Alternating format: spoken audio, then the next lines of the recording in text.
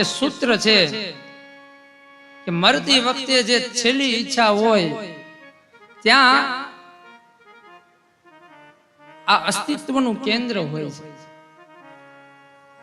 દાખલા તરીકે આપણે રાત્રે સૂતા હોય અને જે છેલ્લા વિચારો હોય પછી આપણને ઊંઘ આવી જાય અને આપણે સવારે ઉઠીએ તો જે છેલ્લા વિચાર હતા ને એ પહેલા વિચાર બની જાય. એવી જ રીતે મરતી વખતે જે છેલ્લા વિચાર હોય છે એ જ પહેલા વિચાર બની જાય છે.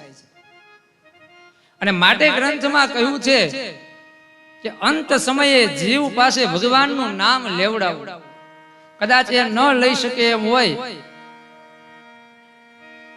તો કોઈ સ્વજનનું એ કર્તવ્ય છે કે એ સાંભળે એમ એની પાસે રામનું નામ બોલે. એક ઉત્તમ દ્રષ્ટાંત કે એક શેઠજી મરણ પથારી, 3 દીકરા છે, કંઈક બોલવા જાય છે પણ બોલી શકતા નથી.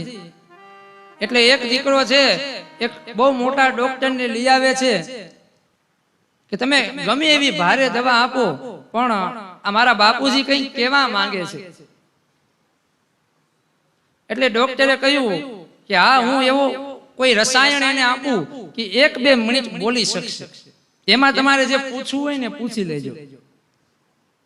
છોકરાઓને એમ કે બાપુજી કંઈક બોલે તો બાપુજી ધામમાં જાય પછી મિલકતના ભાગ ન પાડવા.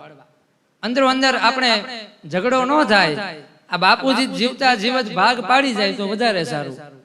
અને એ દવા પાય ત્યાં તો એ દાદાને વાચા ફૂટી છે. કહે કે મારો સૌથી નાનો દીકરો ક્યાં છે? આંખ બંધ છે પણ બોલે છે. એટલે તરત નાના દીકરાએ જમણો હાથ પકડ્યો. બાપુજી, હું તમારા જમણા હાથ પાસે છું.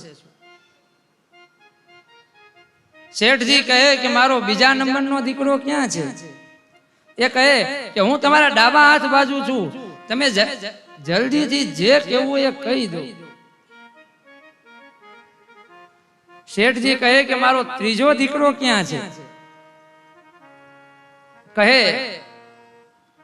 કે ત્રીજા દીકરાએ પગ પકડ્યા કે અરે બાપા, હું અહીંયા જ છું, તમારે જે કહેવું હોય એ કહી દો, હવે મોડું ન કરો. એટલે ત્યારે શેઠજી બોલ્યા અને આ વાતમાં મર્મ છુપાયેલો છે. શેઠજીએ કીધું કે અરે, આ 3 દીકરા અહીંયા છો તો દુકાને કોણ ગયું છે?